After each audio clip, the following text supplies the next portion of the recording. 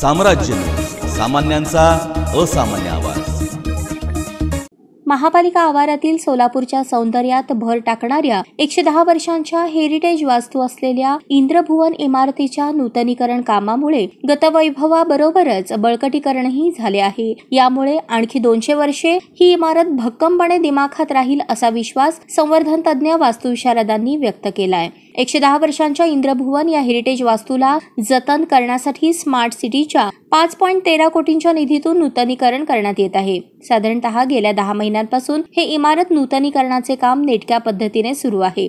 संरक्षण heritage consultant या कंपनीमार्फत हे नूतनीकरणाचे काम सुरू आहे। कन्झर्वेशन आर्किटेक्चर मुनीश पंडित यांच्या मार्गदर्शनाखाली सुमारे 150 कारागीर यासाठी परिश्रम घेत आहेत। महापालिका आवारातील इंद्रभवन या इमारतीच्या नूतनीकरणाचे काम जवळपास पूर्ण झाले आहे। उर्वरित छोटी छोटी कामे पूर्ण करण्यात येत आहेत। त्याची पाहणी नवी दिल्ली येथील संवर्धन तज्ञ वास्तुविशारद मुनीश पंडित व शर्मिला अशोकन यांनी केली। राहिलेली कामे व इतर आवश्यक सूचना संबंधित कामगारांना त्यांनी दिल्या। दरम्यान या इमारती संदर्भात संवर्धन तज्ञ वास्तुविशारद मुनीश पंडित यांनी पत्रकारांना अधिक माहिती दिली।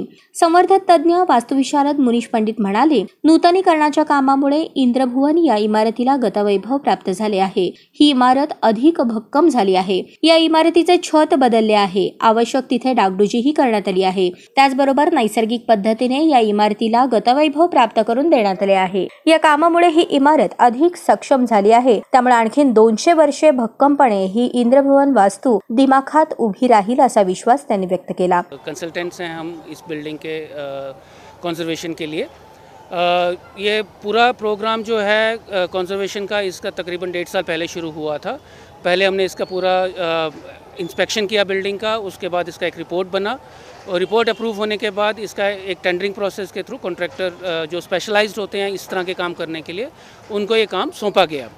तो तकरीबन 11 महीने से ये काम चल रहा है और अभी ये फिनिशिंग की स्टेज में आ गया है और तकरीबन 5 करोड़ 13 लाख का ये टेंडर अलॉट हुआ था कॉन्ट्रैक्टर को, तो उतने का ये काम हो रहा है। ये इसमें बेसिकली ये पूरा इमारत जो है ये ट्रेडिशनल मटेरियल्स से बना है, लाइम में और पत्थर के साथ, और लकड़ी का काफ़ी प्रयोग हुआ है इसमें और टीक वुड स्पेशली यूज़ हुआ था। तो इसके जो रिपेयर हुआ है, कंजर्वेशन हुआ है, वो सारा सेम मटेरियल्स में हुआ है। जो लाइम बनाने की टेक्निक थी वो भी इसकी वही पुरानी लाइम के साथ किया गया और साथ साथ ही इसको जो हमने अभी इसका इंस्पेक्शन किया है, तो उसके बाद ये पूरा बिल्डिंग जो है काफ़ी अच्छा स्टेट में अभी आ गया है। कौन से मटेरियल? देखिए, हमने लाइम में जो हमने काम किया है चूने के साथ, तो चूने में सुर्खी ब्रिक डस्ट जिसको या ब्रिक पाउडर जिसको कहते हैं वो मिलाया गया है और उसके साथ साथ कुछ ऑर्गेनिक एडिटिव्स होते हैं जैसे गुड़, मेथी और भी अलग तरह के, उनका सिरप बना के फर्मेंट करके उसको इसमें ऐड किया जाता है।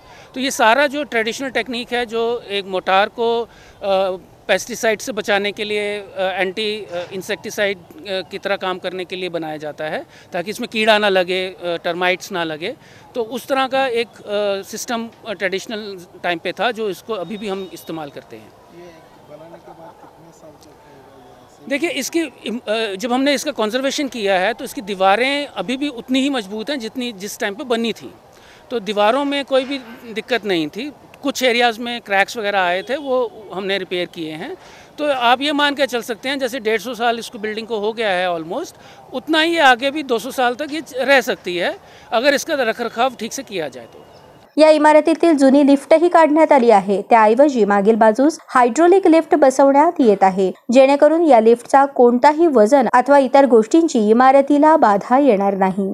या इमारतीच्या नूतनीकरणाचे काम पूर्ण झाले आहे। विद्युत रोषणाई करण्यात आली आहे। महापालिका अधिकाऱ्यांच्या कार्यालयासाठीची अंतर्गत फर्निचर व इतर कामे हाती घेण्यात येणार आहेत। त्यानंतर महापालिकेच्या प्रमुख अधिकाऱ्यांची कार्यालये या इंद्रभुवन इमारतीत पुन्हा स्थलांतरित करण्यात येतील। या इंद्रभुवन इमारतीत महापालिका आयुक्त, 2 अतिरिक्त आयुक्त, 2 उपायुक्त, 4 सहाय्यक आयुक्त यांची कार्यालये राहणार आहेत। मुंबईनंतर सोलापुरात हेरिटेज वास्तूमध्ये महापालिका आयुक्तांचे कार्यालय आहे, अशी माहिती पालिकेचे अतिरिक्त आयुक्त संदीप कारंजे यांनी दिली। 20 जानेवारी 2023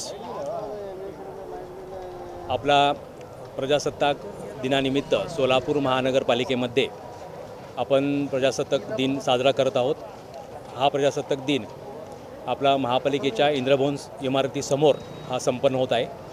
इमारतीचं संपूर्ण नूतनीकरणाचं काम स्मार्ट सिटीच्या माध्यमातून पूर्ण झालेलं आहे आणि आपण ही इमारत वापरण्यासाठी आता योग्य झालेली आहे। या इमारतीमध्ये जी काही शासकीय कार्यालय येतील त्याचं फर्निचरची प्रक्रिया सध्या निविदा स्तरावर आहे आणि लवकरच ही कार्यालय इकडं स्थानापन्न होतील।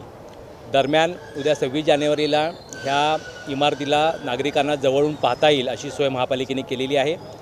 इमारतीचा अंतर्गत सजावट नागरिकांना पाहण्यासाठी थोडासा कालावधी लागेल, कारण अंतर्गत फर्निचरची कामं अद्यापपर्यंत होण्याची आहेत। तर इमारतीच्या आजूबाजूचा परिसर, इमारतीचं नूतनीकरण कसं झालेलं आहे ही बाब आपल्याला उद्याच्या 26 जानेवारी रोजी नागरिकांना उपलब्ध होईल आणि ह्या संधीचा नागरिकांनी फायदा घ्यावा आणि आपल्या इमारतीचं कशा पद्धतीचं हे नूतनीकरण झालेलं आहे किंवा संरक्षण झालेलं आहे याचीसुद्धा नागरिकांना त्याची पाहणी करता येईल। आज हा प्रकल्प महापालिकेनं अत्यंत विचारपूर्वक घेण्यात आलेला आहे, कारण इमारत महापालिकेच्या ताब्यात आल्यापासून आज तागायत इमारतीची फक्त केवळ नूतनीकरण न करता डागडुजी आणि त्याची कलरिंग काम केलं होतं, परंतु ही इमारत हेरिटेजच्या यादीमध्ये समाविष्ट आहे। ही यादी अद्याप अंतिम होण्याची आहे आणि ह्या इमारतीचं सौंदर्यीकरण करण्याचं काम, इमारतीला मूळचा ढाचा, मूळचं स्वरूप देण्याचं काम स्मार्ट सिटी योजनेतून करण्यात आलेले आहे। या कामाचे जे कन्सल्टंट आहेत ते मुनीश पंडित आणि त्यांची टीम यांनी अत्यंत चांगल्या पद्धतीनं हे काम पूर्ण केलेलं आहे। या इमारतीत खालच्या बाजूला कलादालन, ऐतिहासिक वास्तू संग्रहालय राहणार आहे। यामध्ये पूर्व इतिहास असलेले छायाचित्रेही लावण्यात येणार आहेत। तसेच पहिल्या मजल्यावर सेंट्रल हॉल राहणार आहे, तर दुसऱ्या मजल्यावर महापालिका आयुक्तांचे कार्यालय राहणार आहे।